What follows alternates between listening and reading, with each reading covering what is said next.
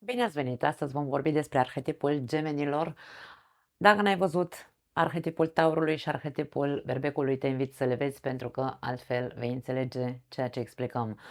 Acest arhetip, dragii mei, se află în fiecare dintre noi, la fel cum se află și berbecul și taurul, se află pe harta noastră natală undeva într-o anumită arie, așa că fiecare dintre noi suntem, într-un fel sau altul, hai să o numim așa, avem o dualitate,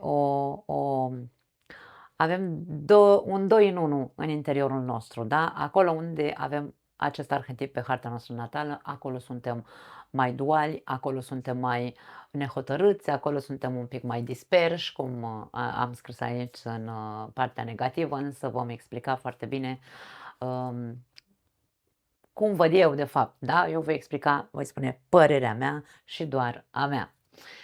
Bun, acest arhetip este, vorbește despre un semn, hai să spunem, semn zodiacal, da? Pentru că e un semn zodiacal, automat un arhetip, um, semn zodiacal mutabil de aer. Ce înseamnă mutabil? Adaptabil, este foarte maleabil, să-i spunem așa, din punct de vedere mental. Așadar, din start vedem cum energia s-a schimbat, am plecat de la pământ fix la adaptabil în gândire.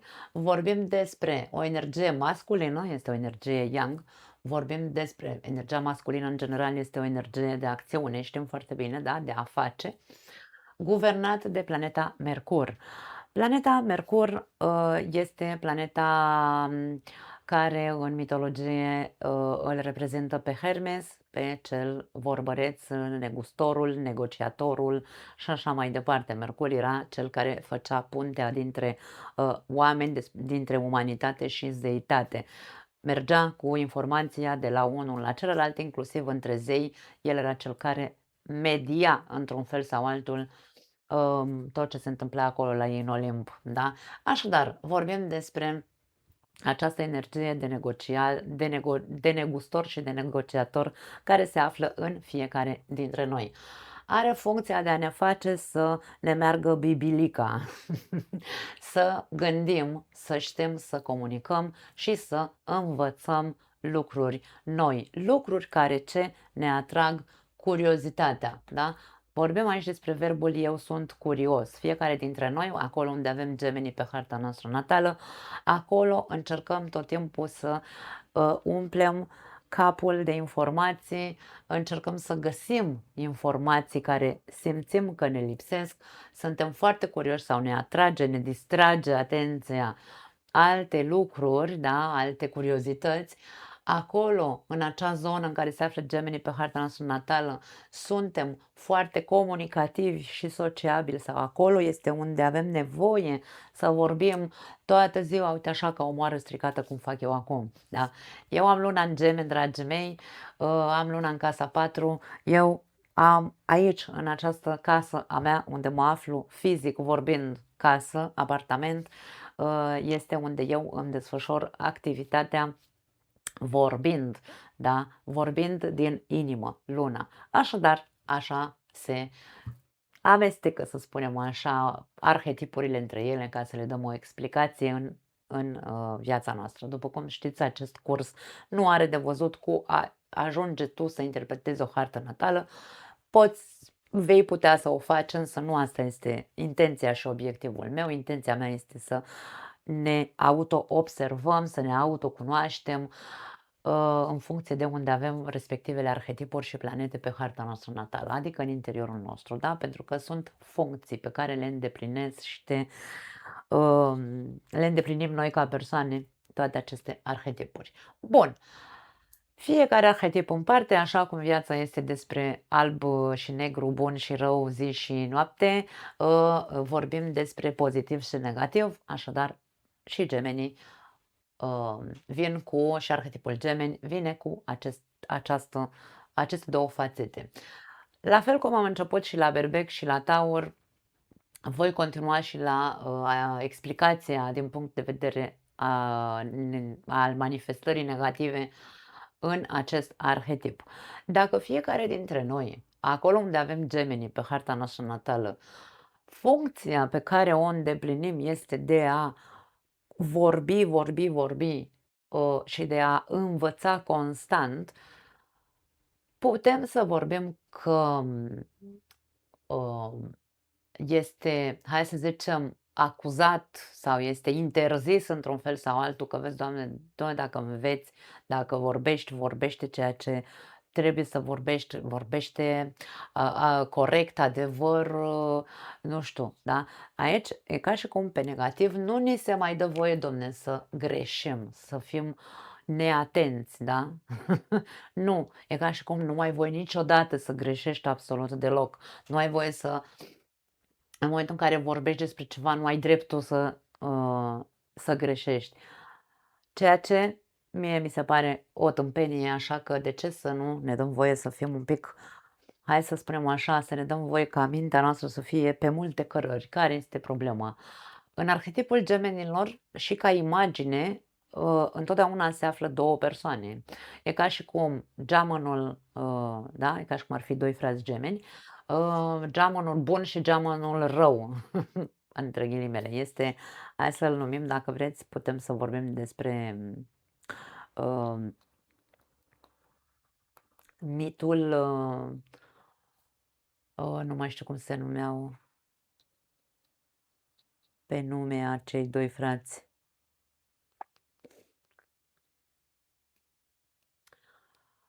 Castor și Pollux, da? Vorbim despre acel mit, cine nu-l cunoaște să-l citească, căutați-l că e foarte frumos. Vorbim despre un frate, ei au fost născuți din uniunea unui zeu cu o pământeană și unul s-a născut nemuritor și celălalt s-a născut muritor. Erau doi frați care erau nedespărțiți, puși pe șotii tot timpul, da? Erau așa mai, eu aici am scris isteți, îmbărlegători, șmecherași, împreună făceau o grămadă de șotii până în momentul în care unul dintre cei doi a fost omorât, da, mortalul a fost omorât de, în fine, e foarte frumos mitul, puteți să mergeți să-l căutați, Castor și Pollux. Acei doi gemeni, acei doi frați gemeni se află în interiorul nostru, acolo, în acea arie specifică de pe harta noastră natală, care au aceste două imagini, una albă și una neagră. Acum, să continuăm cu această explicație. Pe negativ, de ce nu este în ziua de astăzi, da, de ce este respins în totalitate tot ce este negativ în interiorul nostru, da? De ce nu ni se dă voie și mereu ni se spune că suntem, nu știu, cu capul în nori? Asta înseamnă că ești dispers, da? Ești cu capul în nori, ce să spun? N-am voie să fiu cu capul în nori, o leacă așa măcar, că poate mi se relaxează mintea când sunt cu capul în nori. Când este un lucru negativ să fiu cu capul în nori, să fiu dispers în momentul în care îmi dau seama, pentru că de-aia avem soarele pe harta noastră natală, care, dacă n-ați văzut materialul, mergeți să-l vedeți, înseamnă conștiința noastră, coerența și conștiința. Dacă eu nu mă văd pe mine și nu-mi dau seama că, băi, stau așa toată ziua, uite așa, fluier și mă uit pe sus, e ca și cum nu sunt, nu există în viața mea, săr dintr-un gând în altul sau îmi sar gândurile în cap, atunci trebuie să iau atitudine. Este foarte clar că atunci când mă observ, eu văd dacă dispersia mea are legătură cu faptul că îmi dau voie să fiu dispersă sau să așa îmi relaxez eu mintea, da? Mă uit la televizor, dar nu văd nimic. Superficialitatea, inconsistența sau inconstanța, dualitatea, aici sunt lucruri negative care, hai să spunem că sunt foarte accentuate în această zodie. Superficialitatea, dragii mei, nu vorbim despre o superficialitate la nivel, pentru că de multe ori acum vreau să iasă gemenii în față, așa cum am cerut la tauri, vreau să iasă și gemenii în față și să ne spună dacă superficialitatea despre care vorbește lumea asta astrologică, da, greșit, expunând greșit acest arhetip, superficialitatea are legătură cu superficialitatea emoțională. Nu are legătură cu superficialitatea emoțională, are legătură cu superficialitatea gândirii. Dar de ce? Pentru că acest arhetip, care să nu uităm, se află în tine undeva, acolo, într-o zonă, da? Pentru că există foarte multă versatilitate în această energie, într-atât încât îi se pare că totul este, hai să spunem, normal. Pentru că există, unde am scris că nu văd? Aici, fără prejudecăți și nu discriminează. Este singura energie care nu discriminează absolut nimic. E ca și cum totul poate fi adevărat și totul poate fi fals în același timp. Pot să am dreptate și pot să nu am dreptate în același timp. De aceea, de foarte multe ori, este considerat superficial, ca și cum, băi, tu nu ai un criteriu al tău, nu ai... Nu, pentru că așa funcționează această energie duală mentală din interiorul fiecăruia dintre noi, acolo, în acea zonă în care avem acest arhetip pe harta noastră natală. Inconsistența vine tot de aici, pentru că în momentul în care eu nu discriminez absolut nimic, nu judec, da? Nu judec modul în care tu gândești, nu judec modul în care tu vezi lucrurile. E ca și cum nu mă bag, nu-mi fierbe oala, nu mă interesează și toată lumea mă etichetează ca și cum ar fi, nu te interesează X persoană. Aerul, dragii mei, să înțelegem, aerul înseamnă filtrare, da? Eu nu pot să las să intru în mine tot ceea ce mă intoxică de la alții. Și bineînțeles că intru toată partea negativă care se propovăduiește ca fiind atât de negativă, este o calitate din punctul meu de vedere, pentru că nu stăm să ne batem capul cu, hai să numim așa, cu toți proștii, într-un fel sau altul, acolo unde avem gemenii pe harta noastră natală.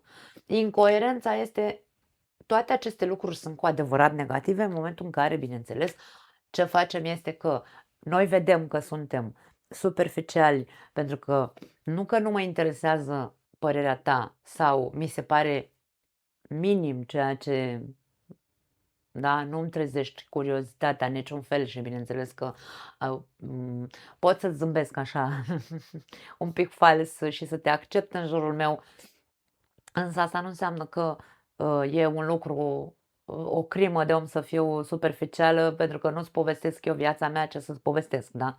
Așadar, când eu mă observ și văd că de fapt eu în viața de zi cu zi mereu fac același lucru, sunt dispersă, săr din subiect în subiect, din carte în carte, nu mă duc până la capăt. Sunt superficială, iau cartea și dau 3 foi, mă uit doar la sfârșitul cărții ca să văd cum se termină cartea, atunci sunt inconsistentă, da? Nu învăț absolut nimic. Sunt duală. Acum îmi place cartea asta, mâine nu mai îmi place sau peste o oră o arunc chiar la gunoi. Când sunt incoerentă pentru că mintea mea este așa pe cărări în toate părțile. După aia avem aici șarlatan, mincinos, deconectat emoțional și bârfitor. Ei bine, toate aceste lucruri nu spun că nu sunt adevărate, însă în momentul în care eu văd că, băi, ceea ce fac pe negativ, că sunt un șarlatan, un mincinos, spun numai lucruri aiurea, săr dintr-un subiect în altul, ceea ce spun este foarte superficial, nu are niciun fel de consistență. Sunt nehotărât, dual, tot timpul între două, cu fundul în 7 luntre. Și sunt incoerent, pentru că se vede că sunt incoerentă și mai sunt și îmbărlegătoare și mincinoasă și bârfitoare și așa atunci când mă observ și văd, zic, ops, stai, hai să facem ceva. Însă, ce e așa de greșit să fii șarlatan? Ce înseamnă șarlatan, domne? Șarlatan înseamnă, în adevăratul sens al cuvântului, din ce mi-aduc eu aminte, pentru că nu stau acum să deschid niciun fel de dicționar pe Google, vorbim despre um, o persoană care păcălește, da? Păcălește.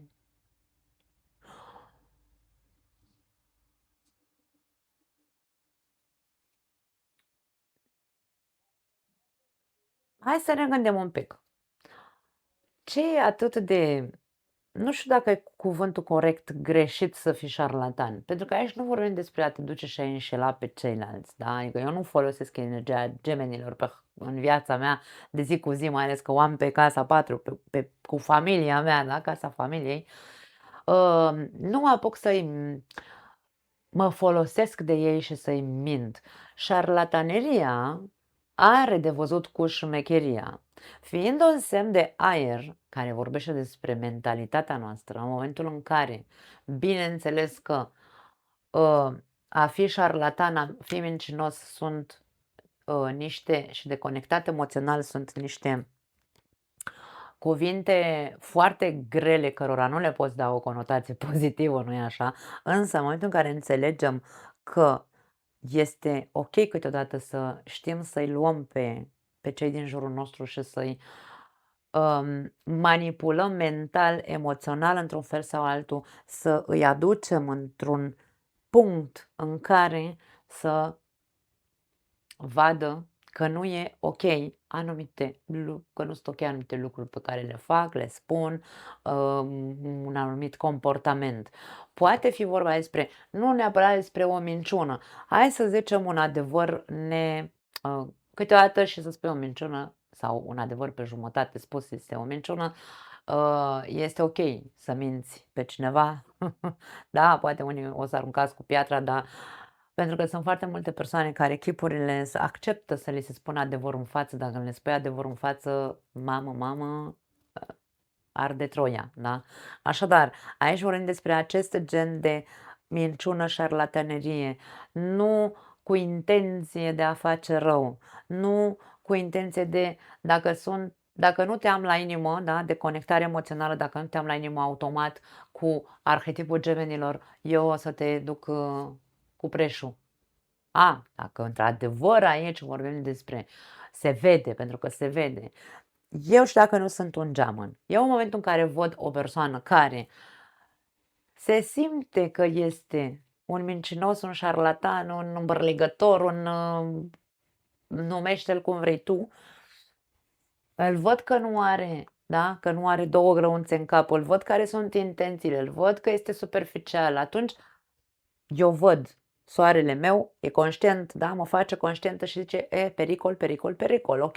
Însă nu este atât de, hai să spunem, negativ să fim un pic îmbărligători, un pic mincinoși din punct de vedere mental, să știm să comunicăm ceva care să-l ajute pe celălalt să facă anumite alte conexiuni mentale și el prin manipularea verbală pe care o putem face. Există și manipulare pozitivă, nu doar negativă, așadar nu tot ce este negativ este greșit sau impur, să zicem așa. Și ultimul cuvânt negativ aici îl avem bârfa.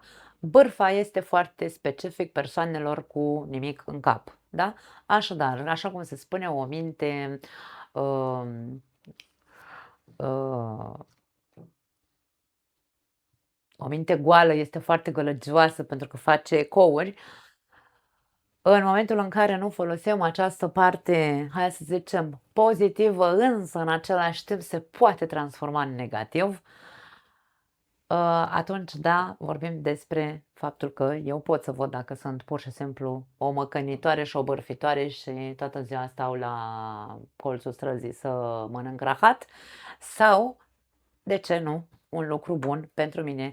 Băi, mai merge și o bârfă din când în când. Mă mai văd și eu cu fetele, cu prietenele mele o dată pe lună. Și uite, mai stăm și noi așa și mai bârfim de unul de altul. Care este marea problemă? Să mai ai o bârfă din când în când.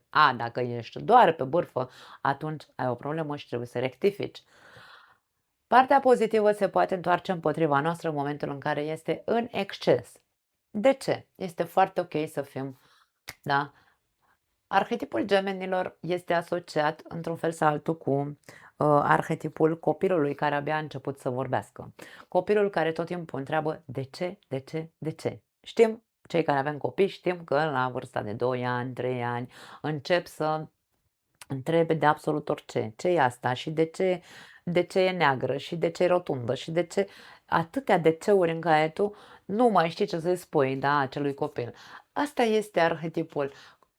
Cel arhetip al curiozității, al întrebării constante, da, și a neliniștii și a curiozității mentale.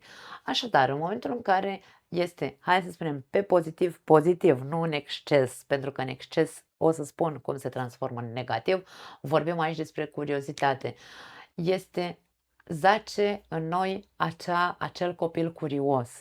Acolo unde avem gemenii pe harta noastră natală, acolo trebuie să începem să activăm acest arhetip, pentru că există ceva ce ne va trezi curiozitatea.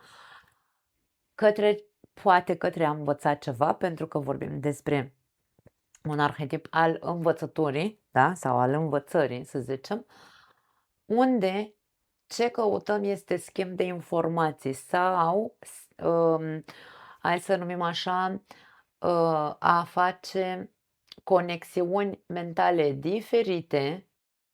Eu am scris aici ca probă sau prin probă și eroare. Adică, ce vreau să spun cu probă și eroare, cei care ați văzut serialul Dr. House, acel actor, inclusiv în viața reală, este născut cu soarele în gemeni și exact acel serial este imaginea perfectă a acestui arhetip. Tot ceea ce el făcea, toate cazurile medicale pe care el le rezolva, erau din dispersie mentală, pentru că își dădea voie să stea acolo și să se gândească și să facă conexiuni mentale, neuronale, schimba informații, vorbea cu echipa lui, care tot timpul îi spunea, fiecare își spunea părerea, de aia spun că nu discriminăm, ascultăm părerile celorlalți, nu judecăm, dar probăm și proba pe pacienții lui tot felul de idei pe care le conecta cu echipa lui. Așadar, e extrem de frumoasă această energie, extrem de incitantă, să spunem așa, pentru că este energia care ne face să fim tot timpul vii, într-un fel sau altul curioși, să nu stăm să ne moară neuronii în cap. Despre asta este vorba. Vorbim despre flexibilitate. Unde avem gemenii pe harta noastră natală, suntem extrem de flexibili și adaptabili din punct de vedere mental. Nu există niciun soi de rigiditate. Intră de toate în capul nostru, putem să, da, fără să discriminăm. E ca și cum aici de aia când ajunge să fie exces de curiozitate, exces de învățare, ca să înțelegeți de ce fac această conexiune, exces de curiozitate, exces de învățare, toată ziua stau, ascult podcasturi, citesc cărți, mă uit la televizor doar la documentale sau nu contează, sau stau doar cu TikTok-ul în mână, uite așa toată ziua și fac, uite așa, atunci, da, deci tot un exces de curiozitate este, poate eu ceea ce vreau să învăț după TikTok este, nu știu, cum dă aia din cur, așa, și vreau să dau și-o din cur, cam asta este, da, schimbul de informații, tot ceea ce eu tot timpul încerc să intru în contact cu X, cu Y, să ceabilizez foarte mult, să îl întreb, sunt curioasă de părerea ta, nu știu, facem așa un schimb de informații între noi și conexiuni mentale tot timpul, mintea nu se calmează niciodată și îmi provoacă foarte multă anxietate. Toată curiozitatea și învățarea și toate astea ce fac este că mă trimit pe partea cealaltă în care eu să ajung ca toată informația care intră în mine să fie superficială, pentru că nu există o consistență în care să mă opresc într-un singur punct. Dacă mă uit la podcasturi, mă uit doar la podcasturi despre ceea ce eu am, nu curiozitate, ci interes într-un fel sau altul. Trebuie să existe un sens cu ceea ce eu bag în mine ca informație. Nu pot să stau doar să mă uit să văd cum dă aia din cur, pentru că eu nu reușesc probabil să dau din cur la fel ca ea cu timpul. Și este o chestie superficială în care eu stau și îmi pierd timpul, da? Schimbul de informații este foarte ok până când nu este dus la extremă. Nu fac nimic, nu iau nicio decizie fără să-l sun pe sau sun pe sora mea sau pe mama sau pe nu știu cine sau pe prietena mea să o întreb o fi bine sau nu o fi bine ce fac. Această dualitate care există în fiecare dintre noi cu acest arhetip vorbește despre excesul acestei părți pozitive și, bineînțeles, excesul acestei părți negative se vede în momentul în care ne dăm voie să vedem, da? Vorbim despre versatilitate, copilărie și umor. Vorbim despre acolo unde avem gemenii pe harta noastră natală, suntem versatili, adică versatilitate ce înseamnă? Ne place și albul, ne place și negru, ne place și roșu, ne place și verde, ne place și amarul și dulcele și da, deci aici vorbim despre o întregul curcubeu de culori, de gusturi și de persoane și de toate. Deci nu avem niciun soi de problemă acolo unde avem gemenii să acceptăm și să ne adaptăm, unde am scris adaptabilitate aici, să ne adaptăm în funcție de cine și cum și acceptăm orice intră în viața noastră, nu spunem nu la nimic acolo unde avem gemenii pe harta noastră natală. Suntem copilăroși și suntem, hai să spunem, veseli, da? Ne place să râdem acolo unde avem gemenii pe harta noastră natală, ne place să fim alintați ca niște copii și să spunem mereu de ce, de ce, de ce. Acum, aici am scris negustor, isteț, îmbărligător și șmecher. Aceste cuvințele frumoase vin de la domnul Mercur, care, așa cum am spus, era și bineînțeles se află în interiorul fiecăruia dintre noi, da? Era mesagerul sau negociatorul dintre zei. Ce făcea era că se ducea cu vorba de la, hai să spunem, de la Zeus la, nu știu, la un alt zeu, nu contează, la Saturn, să spunem așa, da, la Cronos, de la Zeus la Cronos se ducea cu vorba și îi spunea, mi-a zis Zeus nu știu ce, ăsta la altul îi zicea, spune-i lui Zeus nu știu ce, el deținea, pentru că de aici vine istețimea, îmbărligăciunea și șmecheria care se află în fiecare dintre noi, pentru că el știa secretele tuturor, nu, secretele fiecărui zeu în parte. Așadar, aici nu vorbim despre secrete, că eu dacă știu secretele tale sunt mai șmecheră sau așa. Aici e vorba despre informații. Cu cât mai multe informații deținem, cu atât de mult de isteți suntem, cu atât de buni negustori vom fi, cu atât de mult, hai să spunem, îmbărligător, cam asta înseamnă, da? Avem această seducție verbală în care știm, ați văzut acei să iasă gemenii în față și să spună cât de mult te vinde și te cumpără și știe ce să-ți spună ca să îți spune ceea ce tu auzi ca să îi cazi în mreje într-un fel sau altul. Da, vorbim despre această putere imensă de a îmbărliga în zodia gemenilor, însă aici este despre autoobservare, în momentul în care eu știu că sunt geamăn și ceea ce fac este că te îmbărlig și sunt șmecherită cu tine doar pentru că am așa un interes la tine, atunci dacă eu doar asta fac în viața mea de geamăn, am o problemă. Nu este problema ta, este problema mea pe care eu trebuie să mi-o rezolv. Însă această șmecherie, această îmbărlegăciune se află în fiecare dintre noi, acolo unde avem gemenii pe harta noastră natală și mai exact unde este Mercur, însă nu aș spune că este un lucru rău. De ce? Pentru că în momentul în care vorbim despre șmecherie, îmbărligăciune, ne face să fim buni negustori și negociatori. Vom ști, vom avea întotdeauna cuvintele cu noi, vom ști foarte bine să profităm de fiecare situație care are nevoie de o rezolvare rapidă, mental vorbind, da? Să știm să negociem Când mergem la bancă să știm să negociem, cu șeful să știm să negociem, ăsta este Mercur. Așadar, dragii mei, nimic din ceea ce pare atât de negativ nu este atât de negativ dacă știm să-l folosim pe parte pozitivă, aș spune eu, să găsim întotdeauna lucrul cu adevărat cu adevărat negativ, partea negativă cu adevărat negativă, pentru că eu nu o văd așa, da? Cam asta este ceea ce pot să spun. Na, vă aștept în comentarii. Dacă aveți întrebări sau dubii, puteți să mi le lăsați. Eu o să încerc să vă răspund cât de bine pot, așa că ne vedem în curând. Ceau, cu următorul arhetip, bineînțeles, racul. Ceau!